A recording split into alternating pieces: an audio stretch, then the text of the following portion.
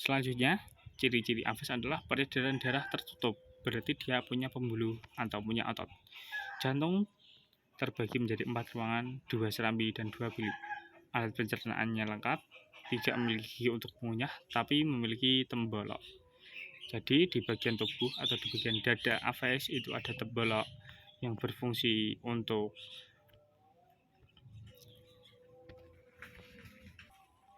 menyimpan dan mengolah makanan atau mengunyah makanan. Selanjutnya memiliki cagar, warna bulu dihasilkan oleh butir pigmen melanin dan karotenoid. Dari melanin itu adalah warna hitam ya. Selanjutnya sistem ekskresi dengan menggunakan ginjal metanefros. Tidak memiliki vesika urinaria. Apa itu vesika urinaria? Vesika urinaria adalah kantung kemih. Jadi kalau kelas burung ingin mensekresikan urinnya, ya dia keluar begitu saja, tidak bisa ditahan atau tidak bisa ditampung seperti kita. Kalau kita kan bisa mikir-mikir kapan untuk mengeluarkannya atau bisa ditahan. Sementara kalau kita lihat ayam, dia begitu saja mengeluarkan kotorannya atau sisa ekskresinya. Kemudian reproduksi seksual dengan fertilisasi internal dan ovipar. Semuanya bertelur. Nah, selanjutnya ada peranan dari burung. Yang pertama, menjaga keseimbangan ekosistem. Sumber protein dengan daging dan telur. Bulu-bulu bisa dijadikan hiasan atau aksesoris. Bulu sebagai bahan industri kop atau shuttlecock bulu tangkis. Bahan obat-obatan herbal, misal sarang burung walet. Hiburan dan warna dan kicauan burung. Nah, bisa kita lihat ya, memang mereka ini sangat bermanfaat bagi kita, terutama sebagai bahan konsumsi. Siapa yang tidak pernah makan ayam atau burung? Nah, pasti sebagian besar di dunia ini manusia pernah memakan burung atau memakan ayam. Nah, ini ada beberapa contoh gambar burung yang saya cantumkan di sini. Yang pertama ada burung yang hidup di kutub utara. Ya, tentu saja kalian tahu yaitu penguin. Jadi perlu kita ketahui penguin juga termasuk ke dalam kelas aves atau burung. Nah, sementara burung yang sangat menarik ini yang memiliki paruh dengan panjang dan berukuran besar dan memiliki warna yang cerah, itu bernama burung tocan atau burung rangkong yang berasal dari hutan tropis ya. Kalau di Indonesia sendiri ada burung rangkong, biasanya hidup di Kalimantan.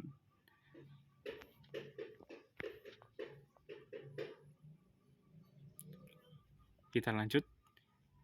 Ini ada satu ciri-ciri khusus yang dimiliki oleh aves, yaitu memiliki kantung udara.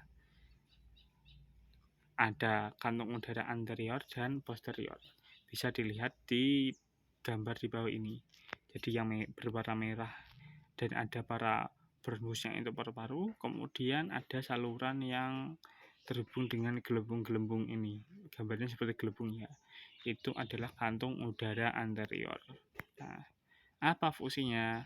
Yang pertama, sebagai alat respirasi saat terbang, membantu memperbesar ruangan siring sehingga memperkeras suara, menyimpan udara cadangan yang digunakan saat terbang, mengatur berat jenis tubuh saat terbang, dan menjaga suhu tubuh. Nah, itulah fungsi-fungsinya. Kita ketahui sendiri bahwa burung itu mampu bersuara atau berkicau dengan keras. Salah satunya adalah berkat bantuan dari kantung udara ini. Selain berfungsi untuk menjaga suhu tubuh dan menjaga berat tubuh saat terbang. Itu adalah satu keunikan yang dimiliki oleh aves. Nah, gambar-gambar di samping ini ada yang berwarna biru ini. Apakah kalian pernah melihat burung ini? Itu namanya adalah burung raja udang atau bahasa Inggrisnya itu kingfisher. Fisher itu pemancing ikan ya. Jadi dia memang hidup di pesisir dan memakan ikan. Selanjutnya ada kelas mamalia. Nah, mamalia adalah memiliki ciri khusus yang itu memiliki kelenjar susu. Berbeda dengan kelas-kelas yang sebelumnya, hewan ini adalah menyusui. Nah, ada beberapa hewan yang saya cantumkan di sebelah kanan ini. Yang pertama yang paling atas itu adalah kelelawar, kemudian paus, kemudian yang bersisi kiri adalah armadillo atau terenggiling, dan ada juga macan putih serta kanguru pohon. Sebelumnya kalian sudah tahu belum kalau hewan-hewan ini termasuk juga ke dalam mamalia. Jadi tidak hanya sapi atau kucing atau kerbau itu ya yang kita lihat sehari-hari. Bahwa hewan-hewan ini juga termasuk ke dalam kelas mamalia. Mamalia berasal dari bahasa Latin yaitu mamae yang berarti susu. Mamalia meliputi hewan yang memiliki kelenjar susu pada hewan betinanya, sedangkan kelenjar susu pada hewan jantan mengalami reduksi atau menyusut. Ya, perlu kita ketahui bahwa jantan pun sebenarnya memiliki kelenjar susu, tapi tidak berkembang. Selanjutnya ciri-ciri mamalia, habitatnya di darat maupun ada di air juga ya. Kalaupun hewan seperti paus atau lumba-lumba itu hidup di air. Mempunyai kelenjar susu, simetri bilateral, selomata, triploblastik, tubuh ditutupi rambut, homoiterium alat gerak digunakan untuk memegang sesuatu, memiliki kuku atau cakar untuk mamalia pemanjat, memiliki gigi taring, gigi seri, dan juga gigi geraham, dan alat respirasi paru-paru. Nah, perlu kita ketahui bahwa ciri mamalia adalah memiliki rambut. Semuanya mamalia memiliki rambut. Bahkan paus yang hidup di air itu pun dia memiliki rambut di sekitar ujung mulutnya atau di atas mulutnya. Itu ada beberapa rambut yang dimiliki paus. Seperti itu. Jadi dia tidak seluruh tubuhnya berbentuk kulit seperti ikan, tapi dia juga memiliki bulu, memiliki rambut.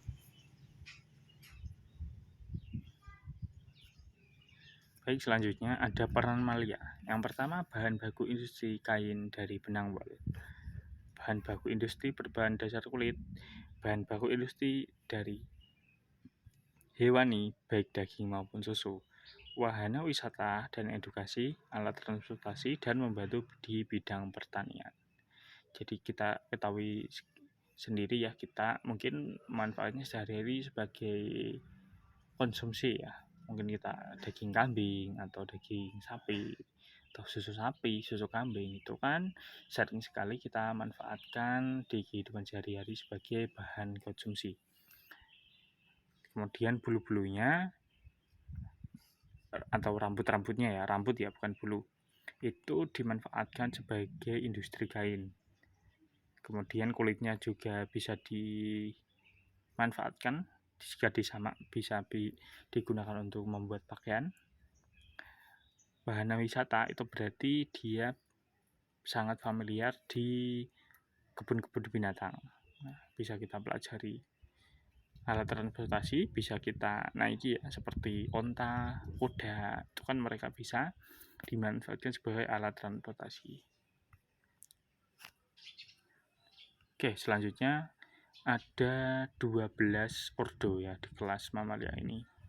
Hewan-hewan yang memiliki kelenjar susu. Di sini saya sebutkan 12 dan saya cantumkan contoh-contoh yang mewakili dari ordo.